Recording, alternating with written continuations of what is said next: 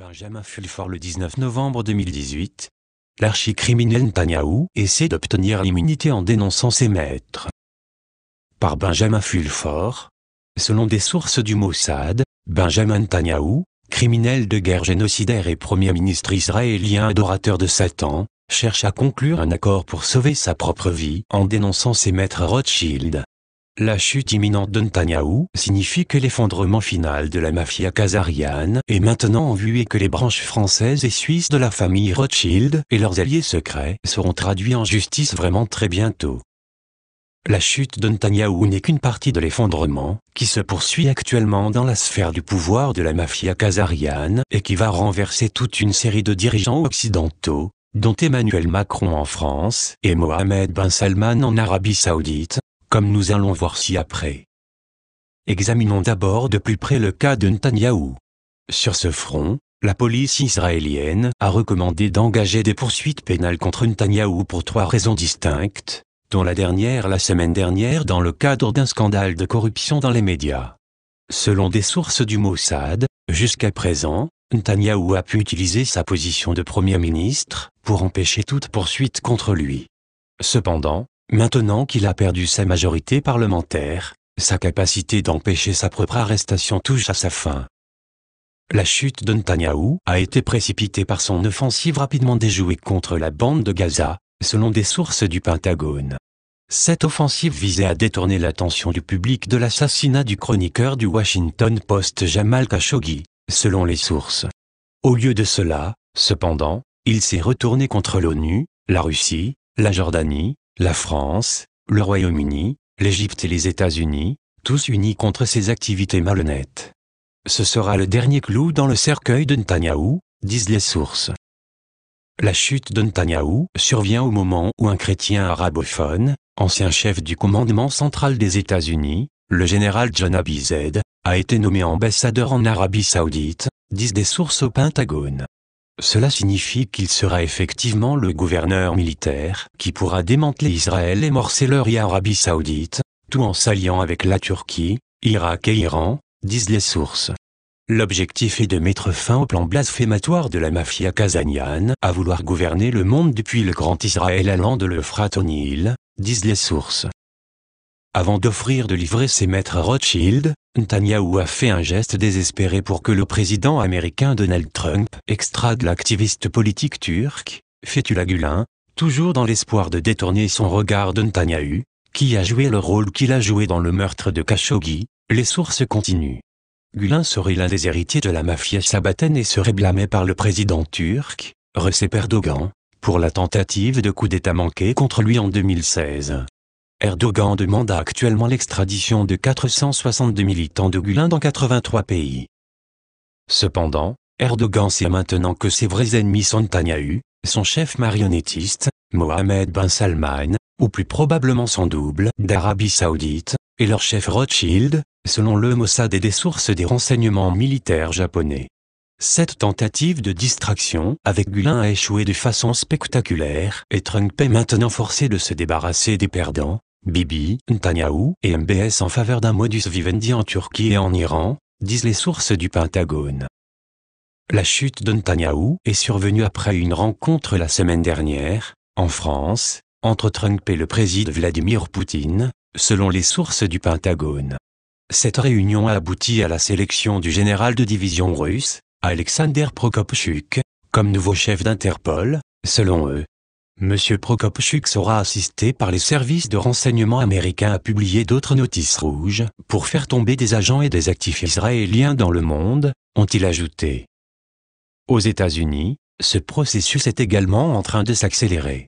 Ici, le sénateur Lindsey Graham est maintenant président de la commission judiciaire du Sénat, où il est censé accélérer les nominations judiciaires et sévir contre les crimes de l'État profond, disent-ils.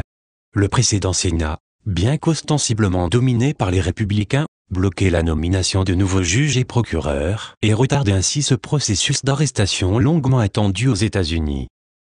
De plus, le nouveau président du comité sénatorial des finances, Chuck Grassley, est en passe de sévir contre la fraude, les crimes et la corruption à Wall Street, selon eux. La mafia khazariane, en perte de pouvoir à Washington DC, tente en vain d'empêcher d'autres poursuites en attaquant la Californie avec des armes à énergie dirigée, ou de voir la définition ci-dessous tirée d'un article du Global Research, mais qui semble maintenant avoir été supprimé, mais d'autres sont disponibles en faisant une recherche sur ce site web.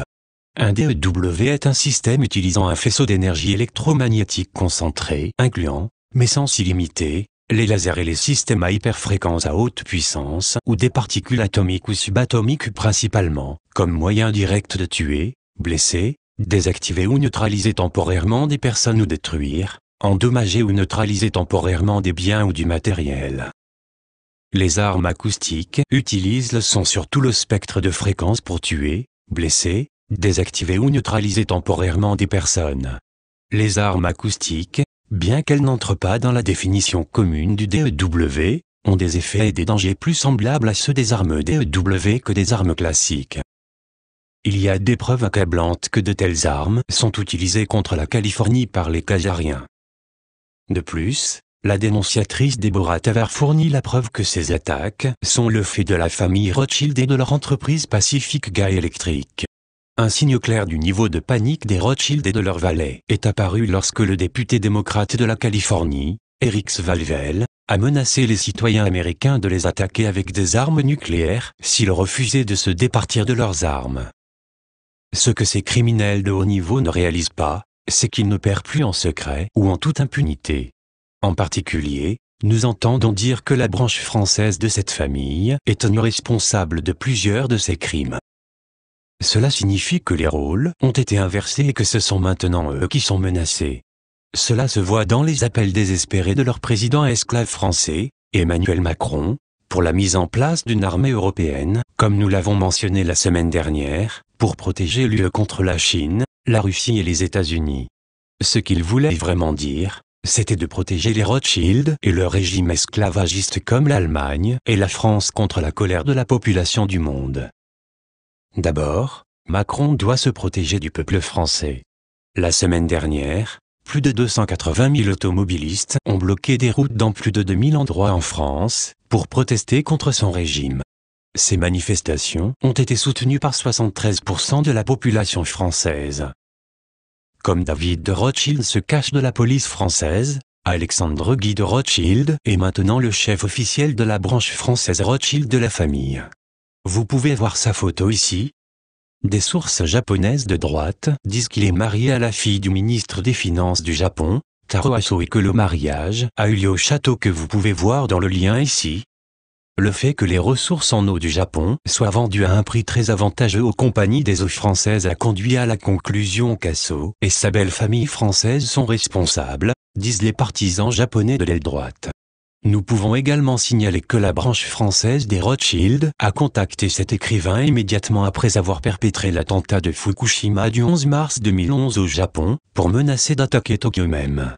Ce sont aussi les Rothschild de France qui ont financé les émeutes anti-japonaises en Chine il y a quelques années, disent des sources de la société secrète asiatique.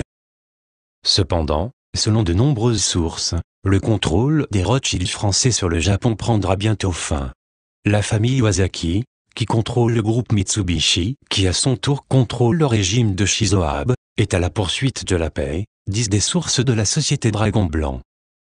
Les industriels du Japon demandent la protection de la WDS pour le lancement de la technologie de fusion à froid et d'autres technologies de changement de paradigme qui ont été jusqu'à présent réprimées par la mafia khazariane, disent les sources.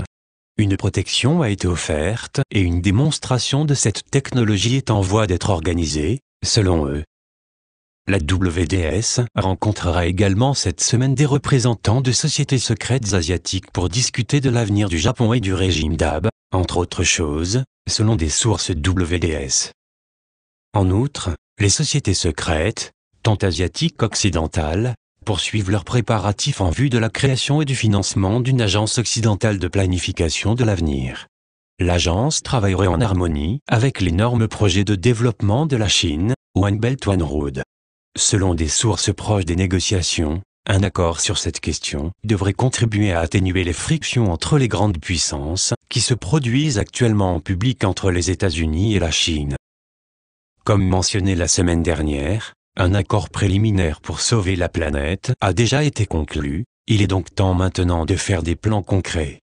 Cela devrait prendre beaucoup de temps, cependant, alors soyez patient s'il vous plaît. Faire volte-face à une planète, c'est comme amener un superpétrolier à faire demi-tour au milieu de l'océan. Cela signifie que, même si la décision a été prise de changer de cap, il y a tellement d'élan que les choses doivent ralentir afin d'éviter de faire basculer le navire. Traduction Estelle Petite Étoile. Version originale anglaise, Benjamin Fulford. Com.